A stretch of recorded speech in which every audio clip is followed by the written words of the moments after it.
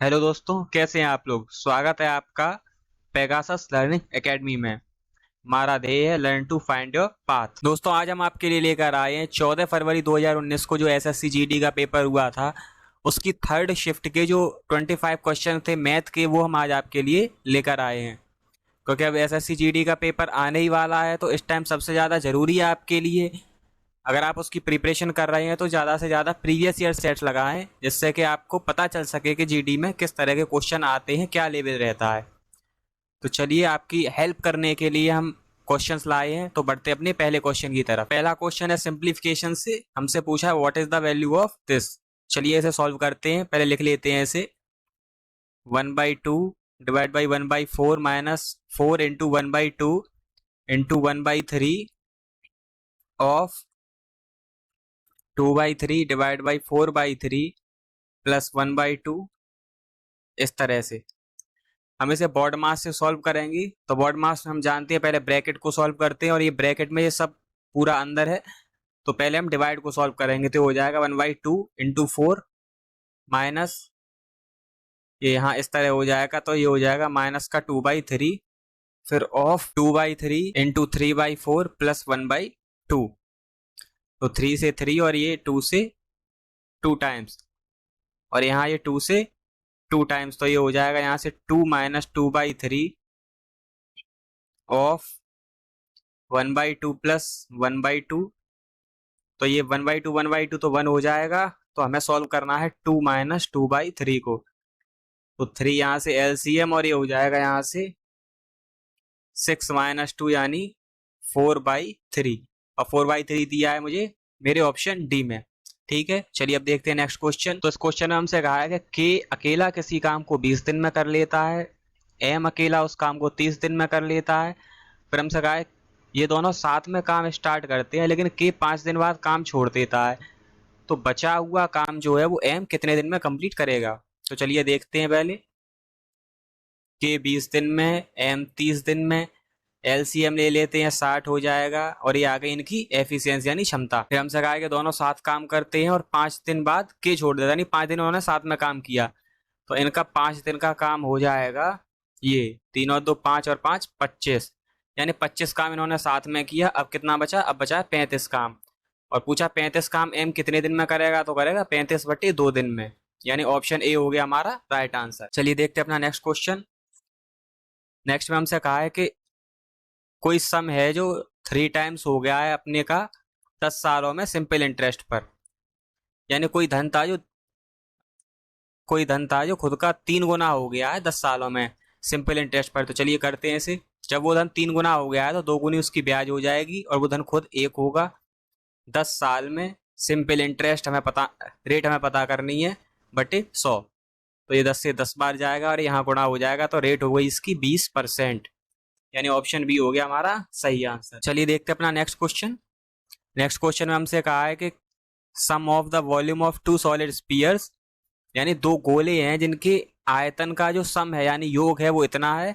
फिर हमसे कहा है कि अगर उनकी जो त्रिज्या है वो 7 सेंटीमीटर है, उनकी त्रिज्या का जो योग है वो 7 सेंटीमीटर है, तो उनकी त्रिज्या का अंतर क्या होगा।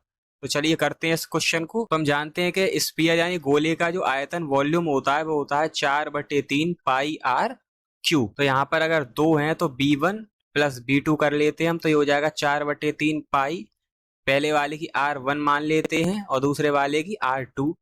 तो इस तरह से होगा ये। तो यहाँ से 4/3 पाई कॉमन ले लेते हैं, R1 Q plus R2 Q में दे रखा है कि इनका जो सम है वो 7 सेंटीमीटर, यानी हमें दे रखा है कि ये जो R1 प्लस R2 है ये 7 है। तो एक काम करते हैं, हम यहाँ पर a प्लस बी के होल क्यू का फॉर्मूला लगाते हैं इस तरह से।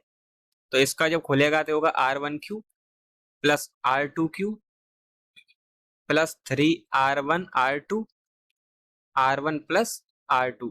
चलिए इसमें वैल्यू रखते हैं। तो R1 प्लस R2 की हमें दिया 7, तो 7 का cube, R1 plus R2 Q की हमें निकालनी है। तो ये हमें दिया है 1144/3 के बराबर। इसका जो मान है वो इसके बराबर दिया है। तो यहाँ से R1 क्यू और R2 क्यू का मान निकल जाएगा, 3 से 3 कट जाएगा, और यहाँ 4 से इसे काटते हैं तो ये 4 से 2 बार, फिर यहाँ पर 4 दूनी 8, 3 यहाँ आएगा, 4 अट्ठे 32 और 2 4 6 24।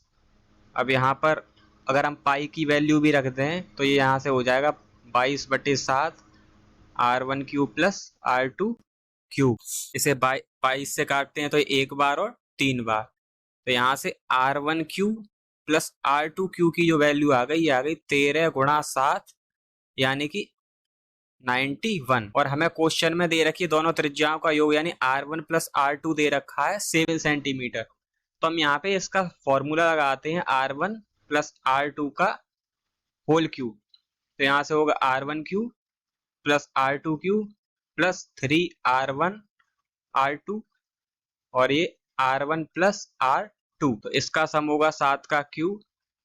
R1 प्लस R2 क्यूब का मान दिया 91 और ये प्लस 3 R1 R2 को ऐसे ही रहने देते हैं और यहाँ पे हम लगा देंगे इसको 7।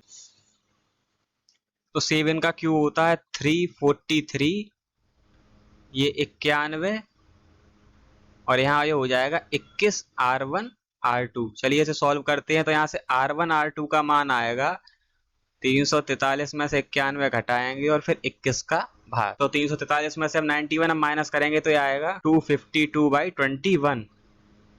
तो यहाँ से ये एक बार और 2 बार यानी 12। तो R1 R2 का मान आ गया, वैल्यू आ गई 12। अब हमें निकालना है इनका डिफरेंस। तो यहाँ से हमें R1 R2 का मान मिल गया 12, R1 प्लस R2 का हमें पता है 7 और हमें निकालना क्या है, हमें निकालना है R1 माइनस R2, इसकी वैल्यू निकालनी है। तो हम जानते हैं कि R1 R2 का मान अगर 7 हो रहा है तो ऐसा केवल एक ही कंडीशन में हो सकता है जब R1 R2 का मान 4 और 3 हो, क्योंकि तभी जब इनका मल्टीप्लाई करेंगे तो 4 गुणा 3 12 आता है और योग इनका 7 आ सकता है। और कोई वैल्यू है हो ही नहीं सकती होगी। अगर 6 और 1 करते तो मल्टीप्लीकेशन 6 आता, 5 और 2 को करते तो मल्टीप्लीकेशन 10 आता, यानी जो R1 R2 है वो 4 और 3 है। तो R1 माइनस R2 यहाँ से आ जाएगा 4 माइनस 3 बराबर 1, यहाँ से आ गया इसका मान 1, यानी कि हमारी जो ऑप्शन डी है वो राइट आंसर हो जाएगा। चलिए देखते हैं अपना नेक्स्ट क्वेश्चन। तो हमसे कहा है कि जो रोहित, मोहित और सुमित इंडिविजुअली किसी काम को 8 दिन में, 14 दिन में और 21 दिन में पूरा कर लेते हैं, तो ये तीनों मिलकर कितने दिन में उस काम को पूरा कर लेंगे। तो चलिए देखते हैं। रोहित करता है 8 दिन में, मोहित करता है 14 दिन में और सुमित करता है 21 दिन में। चलिए इनका एलसीएम लेते हैं। तो इनका एलसीएम हो जाएगा यानी लासा हो जाएगा 168। तो यहाँ से 21 बार जाएगा, ये 12 बार और ये जाएगा 8 बार। तो ये इनकी एफिशिएंसी आ गई। हमसे पूछा तीनों मिलकर कितने दिन में काम करेंगे, तो एक टोटल काम है 168 और तीनों की एफिशिएंसी है 12 और 8 20 और 21 41, यानी ऑप्शन बी हो गया हमारा राइट आंसर। चलिए देखते हैं नेक्स्ट क्वेश्चन। नेक्स्ट में हमसे पूछा है कि मोड क्या है इस सीरीज में। मोड यानी बहुलक, यानी जो नंबर सबसे ज्यादा बार आया हो। तो देखते हैं इसमें सबसे ज्यादा बार कौन आया है। देखते हैं 0 कितनी बार आया है। तो यहाँ 1 2 3, 0 3 बार आया है। 1 देखते हैं, 1 2 3 4 5 6, 1 6 बार आया है। 2 को देखते हैं, 2 4 बार आया है और 3 को देखते हैं तो 3 2 ही बार आया। तो हमें पता चल गया कि यहाँ से बहुलक या मोड है 1, यानी ऑप्शन ए हमारा राइट आंसर है। चलिए देखते हैं नेक्स्ट क्वेश्चन। हमसे कहा है कि अगर किसी नंबर को 14 से डिवाइड किया जाता है, तो ये किसी दूसरे नंबर के 10% के बराबर हो जाता है। तो फिर हमसे पूछा है कि जो पहला नंबर है वो दूसरे नंबर से कितना ज्यादा है। तो हम एक काम करते हैं, हम मान लेते हैं कोई नंबर है हमारा, जैसे हम मानते हैं हमारा नंबर है x और जब इसे 14 से डिवाइड किया गया तो ये किसी दूसरे नंबर यानी मान लीजिए y के 10% के बराबर है। तो y का 10% हो जाएगा y/10। तो चलिए इन्हें सॉल्व करते हैं। ये 2 से 7 बार और ये 5 बार। तो यहाँ से x/y आ जाएगा 7/5, यानी x अगर 7 है तो y 5 है। ये इनका रेशियो है। तो हमसे पूछा पहला नंबर दूसरे से कितना ज्यादा है। तो हमें दिख रहा है कि x 2 ज्यादा है कितने पर, y यानी 5 पर। परसेंटेज के लिए 100 से गुणा कर देंगे तो ये 40%, यानी हमारा ऑप्शन ए हो जाएगा राइट आंसर। चलिए देखते हैं अपना नेक्स्ट क्वेश्चन। हमसे कहा है किसी आर्टिकल का सेलिंग प्राइस 638 है और प्रॉफिट इस पर 45% है, तो इसका नेट प्रॉफिट क्या होगा। यानी अगर हम मान लें कि कोई आइटम है जिसका कॉस्ट प्राइस 100 रुपीज है, तो उसका जो सेलिंग प्राइस वो 145 हो जाएगा, क्योंकि ये 45% है। तो लेकिन यहाँ 145 की वैल्यू दी है 638, और हमें नेट प्रॉफिट निकालना है। तो नेट प्रॉफिट हमारा कितना है, 45%, यानी हमें 45 की वैल्यू यहाँ से निकालनी है। तो चलिए देखते हैं। ये 5 से 2 बार और ये 9, यहाँ से 9, तो इसकी वैल्यू आ गई 22, और यहाँ 9 से मल्टीप्लाई कर देंगे तो ये आ जाएगा 198, और ये मुझे दिया है मेरे ऑप्शन डी में। चलिए देखते हैं नेक्स्ट क्वेश्चन। नेक्स्ट क्वेश्चन है कि सोहन किसी बाइक को 25 मीटर पर सेकंड की स्पीड से ड्राइव कर रहा है, तो ये 540 किलोमीटर कितनी देर में कवर कर लेगा। तो हम जानते हैं कि फॉर्मूला होता है time is equal to distance upon speed. Distance 540 है, स्पीड हमें दी है 25, पर ये मीटर पर सेकंड में है, तो इसे किलोमीटर पर आवर के लिए 18/5 से मल्टीप्लाई कर देंगे तो 5 ऊपर पहुंच जाएगा। तो यहाँ से ये 30 टाइम्स जाएगा, यहाँ से ये 5 टाइम्स, और यहाँ से ये 6 बार, यानी 6 आवर का टाइम लगेगा हमें। ऑप्शन डी हमारा राइट आंसर हो जाएगा। चलिए देखते हैं नेक्स्ट क्वेश्चन। इसमें हमसे कहा है कि किसी स्क्वायर का जो एरिया है वो किसी रेक्टेंगल के बराबर है। फिर आगे हमसे कहा है कि length of the rectangle is greater than the side of A square by 5 centimetre. यानी आयत यानी रेक्टेंगल की जो लंबाई है वो स्क्वायर की साइड से 5 सेंटीमीटर ज्यादा है, और इसकी जो ब्रेथ है यानी चौड़ाई है वो स्क्वायर की साइड से 4 सेंटीमीटर कम है।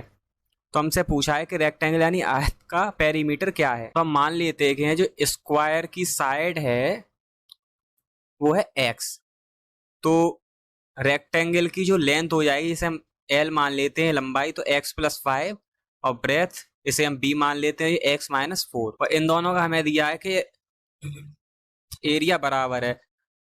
तो आयत का आधा होता है लंबाई गुणा चौड़ाई, तो ये हो जाएगा x+5 और x-4, और स्क्वायर का होता है साइड का स्क्वायर यानी एक्स स्क्वायर। चलिए अब यहाँ से करते हैं इसे, तो ये हो जाएगा x² - 4x + 5x - 20 is equal to x square. X square से एक्स स्क्वायर काट देंगे, यहाँ से आएगा x बराबर 20। अब हमसे पूछा है रेक्टेंगल का पेरीमीटर, तो इसकी लेंथ हो गई 25 और ब्रेथ हो गई 16, और पेरीमीटर होता है इसका 2l + b। तो 25 और 16 यानी 2, 25 + 16, 25 और 16 41, 41 गुणा 2 82, यानी इसकी जो पेरीमीटर हो गई वो हो गई 82 सेंटीमीटर। चलिए देखते हैं नेक्स्ट क्वेश्चन। नेक्स्ट क्वेश्चन है कि दो नंबर का जो रेशियो है वो 13:20 है। अगर इनके बीच का डिफरेंस 189 है, तो इनमें से छोटा नंबर छोटी संख्या कौन सी है। तो जब इनका रेशियो हमें 13:20 दे रखा है, तो हम मानते हैं कि संख्या है वो 13x और 20x है। अब इन्हें हमें इनका डिफरेंस दे रखा है, तो इनका डिफरेंस आएगा यहाँ से 7x, तो 7x की वैल्यू हो गई 189, तो x की वैल्यू निकालते हैं यहाँ से, ये 2 बार, और ये यानी x बराबर आ गया यहाँ से 27। तो हमसे पूछा छोटा नंबर कौन सा, यानी 13x, तो 13 × 27, तो ये हो जाएगा यहाँ से, तो यहाँ से हो जाएगा हमारा 351, यानी हमारा राइट आंसर हो जाएगा ऑप्शन डी। चलिए देखते हैं नेक्स्ट क्वेश्चन। नेक्स्ट क्वेश्चन है कि market price of an article is 40%, यानी किसी आर्टिकल का जो मार्केट प्राइस है वो 40% ज़्यादा है कॉस्ट प्राइस से। तो अगर कॉस्ट प्राइस हम मान लें 100 रुपये, तो मार्केट प्राइस हो गया 140। अगर हमसे कहा कि 50% डिस्काउंट दिया जाए, फिर हमसे कहा कि अगर इस पर 50% डिस्काउंट दिया जाए तो सेलिंग प्राइस कॉस्ट प्राइस का कितना % होगा। तो 140 रुपये पे अगर हम 50% डिस्काउंट दे देंगे हो जाएगा 70, यानी इसका सेलिंग प्राइस 70 है। तो हमसे पूछा है कि इसका सेलिंग प्राइस कॉस्ट प्राइस का कितना % हो जाएगा। तो यहाँ से दिख रहा है कि 70% है, क्योंकि कॉस्ट प्राइस तो 100 है, तो हमारा आंसर हो गया ऑप्शन बी। चलिए देखते हैं नेक्स्ट क्वेश्चन। नेक्स्ट क्वेश्चन में हमें एक चार्ट दिया गया है। तो इस चार्ट में हमें दिया गया है कि 7 डिफरेंट मंथ्स में, यानी M1 से M7 तक जो कार्स का प्रोडक्शन हुआ है वो दिया गया, और फिर हमसे पूछा है कि मतलब 7 महीने का एवरेज मंथली प्रोडक्शन क्या था। तो मंथ एवरेज के लिए हम इन 7 को जोड़ के और 7 से भाग दे देंगे। चलिए करते हैं। 25 + 32 + 18 + 24 + 36 + 29 + 38/7। चलिए इन्हें मल्टीप्लाई करते हैं, तो 32 और 18 हो जाएगा 50। उसके बाद में 24 और 36 हो जाएगा 60, तो ये हो गया 110। 110 और 25 हो जाता है यहाँ से 135। अब इसे जोड़ लेते हैं तो ये हो जाएगा 29 और 38 हो जाता है, तो ये हो जाएगा 202/7, और ये आ जाएगा यहाँ से 7, 2 बार जाएगा, 6 यहाँ आएगा, 7 से फिर 8 बार, फिर 6 उधर, फिर 28.8, यानी ऑप्शन डी हो गया हमारा राइट आंसर। चलिए देखते हैं अपना नेक्स्ट क्वेश्चन। इस क्वेश्चन में हमें एक टेबल दी गई है, इसमें 4 स्टूडेंट्स यानी P1, P2, P3, P4 के 5 सब्जेक्ट यानी S1 से S5 तक जो मार्क्स आए हैं 100 में से वो दिए गए हैं, और फिर हमसे क्वेश्चन किया है कि एवरेज मार्क्स यानी P2 के एवरेज मार्क्स क्या हैं। तो चलिए देखते हैं एवरेज मार्क्स क्या हैं इसके। तो ये 100 प्लस 52 प्लस 55 प्लस 85 प्लस 70/5, तो यहाँ से ये हो जाएगा, इसका सम करते हैं तो ये हो जाएगा 100 और 152, 152 और 70, 222। उसके बाद 55 और 85 हो जाएगा यहाँ से 140, 140 ये बाई 5, तो यहाँ से ये हो जाएगा 362/5। देखते हैं इसको कितना हो गया। ये 5 से 7 बार जाएगा, 5 सत्ते 35, एक इधर, 5 दूनी 10 और 2, 5 चौके 20, यानी 72.4, यानी ऑप्शन ए हमारा राइट आंसर हो जाएगा। चलिए देखते हैं अपना नेक्स्ट क्वेश्चन। नेक्स्ट क्वेश्चन फिर से सिंप्लीफिकेशन का है, करते हैं इसे। 45 of 3/7, 15/14 minus 6 1/2 divide by 3 minus 4 plus 2। चलिए इसे सॉल्व करते हैं। तो इसे यहाँ लिखते हैं 45 ऑफ, ब्रैकेट को सॉल्व करते हैं तो ये हो जाएगा 3/7 इंटू 14/15, तो 7 से 2 टाइम्स जाएगा और 3 से 5 टाइम्स, तो यहाँ ये हो जाएगा 6 दूनी 12 और 1 13/2 डिवाइड बाई 3, तो इसे हम कर लेंगे तो ये 3 माइनस 4 प्लस 2 इस तरह। तो 45 ऑफ, तो यहाँ से ये होगा 2/5 माइनस 13/2, फिर इंटू 1/3 हो जाएगा जब इसे मल्टीप्लाई करेंगे, और ये 4 प्लस 2। तो अभी ऑफ है, तो यहाँ ऑफ है तो ऑफ का मतलब होता है मल्टीप्लाई, तो ये 5 से 9 टाइम्स जाएगा, यानी हो गया 18 माइनस 13/6 माइनस 4 प्लस 2। चलिए अब इसे आगे सॉल्व करते हैं। तो यहाँ से होगा 18 माइनस 6 एलसीएम होगा 13 माइनस 24 प्लस 2, तो 18 माइनस, तो यहाँ आएगा माइनस 11/6 प्लस 2, तो यहाँ से लिखते हैं 18 माइनस, यहाँ आएगा माइनस 11 प्लस 12/6 इस तरह से, तो यहाँ फाइनल में आएगा 18, ये हो जाएगा माइनस माइनस प्लस, और यहाँ हमें बचेगा 1/6, और जब इसे सॉल्व करेंगे तो आ जाएगा 109/6, और 109/6 मुझे दिया है मेरे थर्ड ऑप्शन में, तो ये हमारा राइट आंसर हो गया। चलिए देखते हैं नेक्स्ट क्वेश्चन। इसमें हमसे कहा है कि मोहित 1872 किलोमीटर की दूरी को 26 घंटे में तय कर लेता है, तो इसकी स्पीड क्या है। तो हम जानते हैं कि 1872 में 26 से हम डिवाइड कर दे तो हमें इसकी स्पीड पता चल जाएगी। तो इसकी स्पीड आ जाएगी, यहाँ से जब हम इसे डिवाइड करेंगे तो ये आ जाएगा 72 मीटर पर सेकेंड, वरना इसे हम देख लेते हैं 2 से 13 टाइम्स, ये 2 से 9 टाइम्स, ये 3 और ये 6, फिर 13 से ये 7 टाइम्स और 2 टाइम्स, यानी 72 मीटर पर सेकेंड। चलिए देखते हैं अपना नेक्स्ट क्वेश्चन। हमसे कहा कि किसी व्यक्ति ने एक कैलकुलेटर को 345 रुपये में परचेज किया, अगर उसने इसे 40% के लॉस पर बेच दिया तो ऐसे ही 28 कैलकुलेटर्स का सेलिंग प्राइस क्या होगा। तो चलिए पहले हम निकालते हैं एक का। जब 345 का खरीदा, 40% लॉस पर बेचा, यानी उसने उसके कॉस्ट प्राइस के 60% पर बेचा। तो चलिए वैल्यू निकालते हैं इसकी। तो यहाँ से 5 से ये 2 टाइम्स जाएगा, ये 6 और ये 9, यहाँ से 2 से ये 3 टाइम्स, यानी ये आ गया 207। ये एक कैलकुलेटर का सेलिंग प्राइस आ गया, हमसे पूछा है 28 का, तो 207 इंटू 28, तो ये हो जाएगा 28 का सेलिंग प्राइस। और अब हम यहाँ से पता कर सकते हैं यूनिट डिजिट से कि 8 इंटू 7 8 सत्ते 56, यानी यूनिट डिजिट 6, और यहाँ पर एक ऐसा आंसर यह है ऑप्शन डी, यानी हमारा राइट आंसर हो जाएगा 5796। ठीक है, चलिए देखते हैं अपना नेक्स्ट क्वेश्चन। नेक्स्ट क्वेश्चन में हमसे कहा है कि कोई सिलेंडर है जिसकी हाइट 20 सेंटीमीटर है, इसके बेस की रेडियस 14 सेंटीमीटर है, तो इसका कर्व्ड सरफेस एरिया क्या होगा। तो हम जानते हैं कि सिलेंडर यानी बेलन का कर्व्ड सरफेस एरिया होता है 2πr/h। तो 2π की वैल्यू 22/7, r 14 दी है, h 20, तो 7 से ये 2 बार जाएगा, तो ये हो जाएगा 88 इंटू 20, और 88 दूनी हो जाते हैं 1760, यानी 1760 सेंटीमीटर स्क्वायर, यानी ऑप्शन सी हो गया हमारा राइट आंसर। चलिए देखते हैं नेक्स्ट क्वेश्चन। नेक्स्ट क्वेश्चन हमसे कहा है कि average salary of manager is x and average salary of worker is y, then number of managers is 15 times of the number of workers. तो हमसे पूछा है कि इन दोनों की एवरेज सैलरी क्या हो जाएगी, मैनेजर और वर्कर की एक साथ में।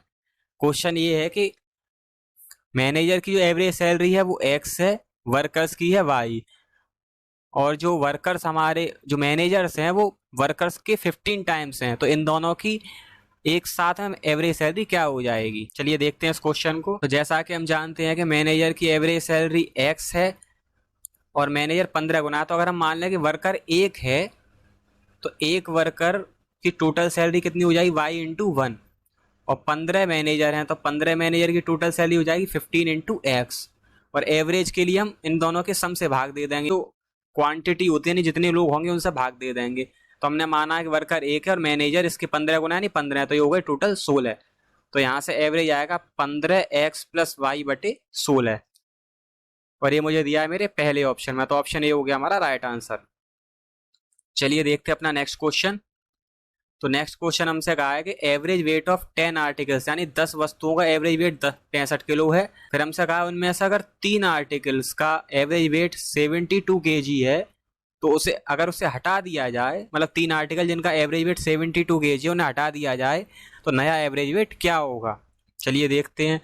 जब हमसे कहा टोटल वेट, टोटल 10 आर्टिकल का 65 है, तो टोटल कितना हो जाएगा 65 इंटू 10, और फिर 72 किलो की 3 चीज़ें हटा दी गई, फिर एवरेज वेट कितना हो जाएगा अभी देखते हैं। जब टोटल 10 आर्टिकल थे 3 हटा दिए, तो 7 से हम कर देंगे भाग, तो ये हो गया 650 माइनस ये हो जाएगा 216, 7 से भाग दे देंगे, तो यहाँ पर ये हो जाएगा 650 में से हम 200 को घटाएंगे तो 450, 450 में से 16 घटाएंगे तो 434, 434 बटे 7, इसे भाग देते हैं तो 7 से 6 बार और फिर 2 बार, यानी फिर एवरेज वेट बचेगा हमारा 62 किलो। ठीक है, चलिए देखते हैं अपना नेक्स्ट क्वेश्चन। नेक्स्ट क्वेश्चन हमसे कहा है कि PQR 14,000, 18,000 और 24,000 इन्वेस्ट करते हैं एक बिजनेस में, और उनका जो प्रॉफिट आता है वो 25,480 आता है साल के लास्ट में।